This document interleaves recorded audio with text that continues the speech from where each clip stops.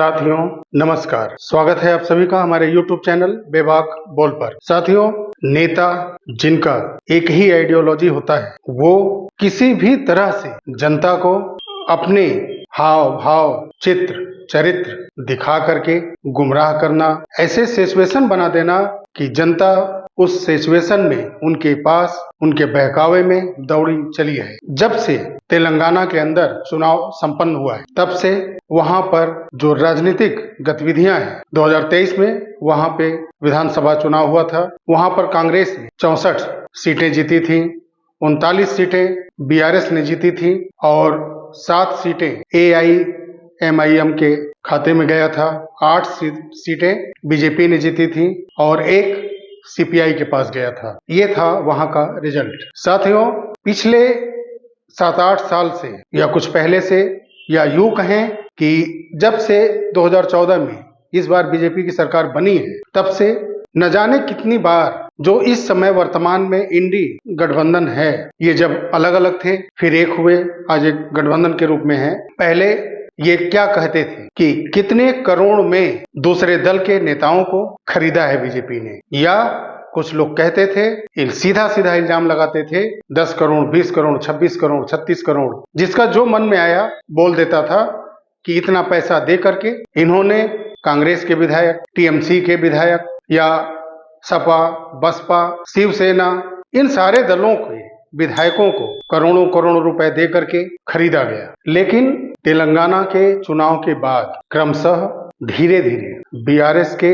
विधायकों को, बीआरएस के एमएलसी को अपने दल में शामिल करता चला गया कांग्रेस। मैं कुछ सवाल पूछना चाहता हूं। जो लोग बीजेपी को बिल्कुल नापसंद करते हैं वो थोड़ा सोचेंगे। आप पसंद नापसंद आपकी मर्जी है, मैं भी किसी को दिल से नहीं पसंद करता हूं, क्योंकि नेताओं की जो आइडियोलॉजी होती है उनके हिसाब से चलना मेरा मकसद नहीं है। जो मेरे आइडियोलॉजी को समझे, मेरे एरिया की जरूरतों को, बुनियादी जरूरतों को समझे, मेरे क्षेत्र के पिछड़े वर्गों के, निचले वर्गों के भावनाओं को समझे, वैसे नेता पसंद आने चाहिए, पसंद आते हैं। लेकिन जो बीजेपी को बिल्कुल नापसंद करते हैं, कुछ खास इस तरह से कि बीजेपी पैसे दे करके विधायकों को, सांसदों को खरीदती है और अपने दल में मिलाती है, और एक ऐसा वॉशिंग मशीन भी बना रखा है जिसमें आकर के वो विधायक, सांसद, वो नेता धुल के स्वच्छ हो जाते हैं। ऐसा एक नैरेटिव सेट किया जाता है। मेरा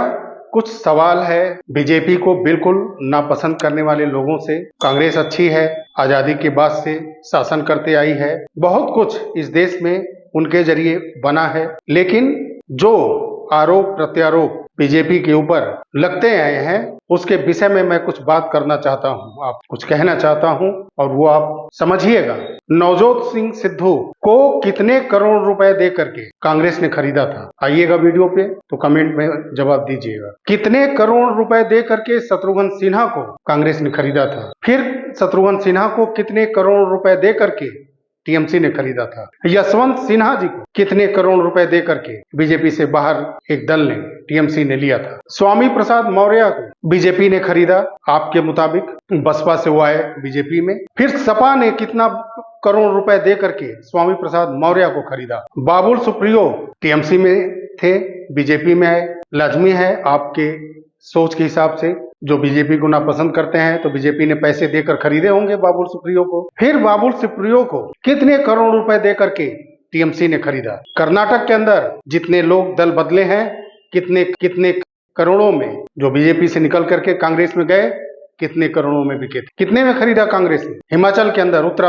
उत्तराखंड के अंदर जो बीजेपी से निकल करके गए, हाल फिलहाल में भी जो चुनाव हुआ है, कितने लोगों ने दल बदले बीजेपी से जो निकल करके गए, कितने कितने करोड़ों में वो खरीदे गए? जरा आकलन करिएगा आप भी, क्या सच्चाई है? या एक नैरेटिव सेट किया जाता है जिसने पहले से नैरेटिव बनाया, लेकिन पिछले कुछ महीनों से इसके बारे में कोई चर्चा नहीं होती। अभी हाल ही में अंबानी परिवार में मैरिज रिसेप्शन था, वहां कई दल के लोग गए थे, वहां पे मीटिंग भी हुआ था, लेकिन उस मीटिंग में भी इस बात की चर्चा नहीं हुई जो मैं अब बताने जा रहा हूं। कितने लोग जानते होंगे, लेकिन इस तथ्य को मानेंगे नहीं, क्योंकि उनके ऊपर भी कहीं न कहीं जिन नेताओं को वो पसंद करते हैं उनकी आइडियोलॉजी हावी है। तेलंगाना के चुनाव के बाद जो बीआरएस के नेता केसीआर की पार्टी में जो विधायक थे, धीरे धीरे करके लगभग 11 विधायक और 6 एमएलसी कांग्रेस ने अपने साथ जोड़ दिया है। बताइएगा कितने कितने करोड़ में उन विधायकों को, एमएलसी को खरीदा गया है। आम आदमी पार्टी, कांग्रेस, केसीआर की party BRS, TMC, DMK, Owaisi की पार्टी और ऐसे राजद हो गया, समाजवादी पार्टी हो गया, ये दल केसीआर को फ्रंट पर करके जो लड़ाई लड़े थे, केसीआर को कुछ समय के लिए ऐसा लगा कि प्रधानमंत्री के रूप में प्रोजेक्ट किया जा रहा है। आज बीआरएस का यानी केसीआर की पार्टी का अस्तित्व ही खतरे में है। 39 विधायक थे उनके, आज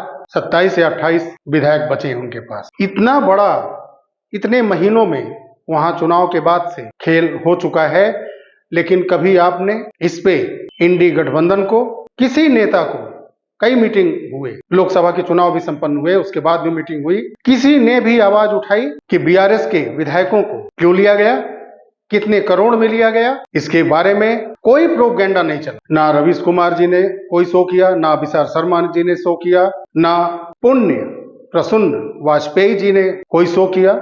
ऐसे कई नामी गिरामी लाखों व्यू आने वाले यूट्यूबर, जर्नलिस्ट एक शब्द नहीं बोलते हैं, क्योंकि प्रोपेगेंडा नहीं फैलाना है, चुपके से बस ले लेना है। विरोध करिए आप, दल बदलने वालों का पूरा विरोध होना चाहिए, क्योंकि जिस पार्टी, जिस बैनर के नीचे, जिस झंडे के नीचे वो चुनाव जीतते हैं, अगर उस पार्टी को छोड़ करके जाते हैं तो मेरा मानना है कि ऐसे सांसद, विधायक, एमएलसी जो भी हो, जो पार्टियों के बैनर के नीचे चुनाव लड़ते हैं और जीतते हैं, उनके दल बदलते ही उनको एक ऐसा नियम बने कि ऑटोमेटिक सस्पेंड हो जाए। एक ऐसा नियम बन जाना चाहिए कि उनके लिए कोई ना स्पीकर के यहाँ आवेदन देना पड़े, ना कहीं भी राज्यपाल के पास, ना कहीं भी किसी को आवेदन देने की जरूरत नहीं है। एक ऐसा विधानसभा, विधान परिषद, लोकसभा, राज्यसभा, सारे जगह पे एक प्रकार का एक कानून बन जाए कि जो भी दल बदल करके कहीं जाता है, ना वो फिर सांसद रहेगा, ना वो एमएलसी रहेगा, ना वो विधायक रहेगा। पार्टी के नीचे कई पद ऐसे हैं जो पार्टी के बैनर के नीचे चुनाव लड़ता है, पार्टी छोड़ता है, वो खुद ब खुद अपने को सस्पेंड समझे। विचारधारा नहीं मिलती है तो आप पार्टी छोड़ के जाइए आम जनता के बीच में, फिर जब चुनाव होता है तो अपनी परेशानियों को बताइए और फिर चुनाव जीत करके जिस पार्टी को आप पसंद करते हैं, फिर उस पार्टी के बैनर के नीचे चुनाव लड़ करके फिर आइए। नहीं पसंद है तो जाइए, घर बैठिए। निस्वार्थ जनता का सेवा करने के लिए आए थे, सेवा करिए। सेवा करने वालों के पार्टी जरूरी नहीं है, पार्टी छोड़ करके भी आप जनता की सेवा कुछ हद तक कर सकते हैं। बस यही है कि मोटी मोटी रकम जो निधि की आती है वो नहीं मिलेगी।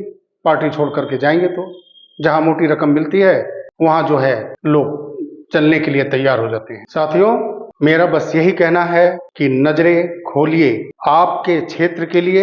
आपका जो लोकसभा क्षेत्र हो, विधानसभा क्षेत्र हो, जिला पंचायत क्षेत्र हो या अर्बन एरिया में है, तो जो भी वहां पे सभासद हो, ऐसे लोगों को चुनिए आप जो आपकी आइडियोलॉजी को समझता हो। ऐसा नहीं कि उनके विचारधाराओं में आप बने। आप ऐसे लोगों को चुने जो सबकी सुनता हो। शेष आप जनता है, सारी जनता है, हम लोग अपने अपने विचार के मालिक हैं, लेकिन उन विचारों में सोचना, समझना, सभी नेताओं को सामने रख करके खुद में अंदर से मनन करके, चिंतन करके, तार्किक ढंग से तर्क करना, फिर उसके बाद उचित समय पे वोटिंग करके जवाब देना, ये जनता के अंदर होना चाहिए।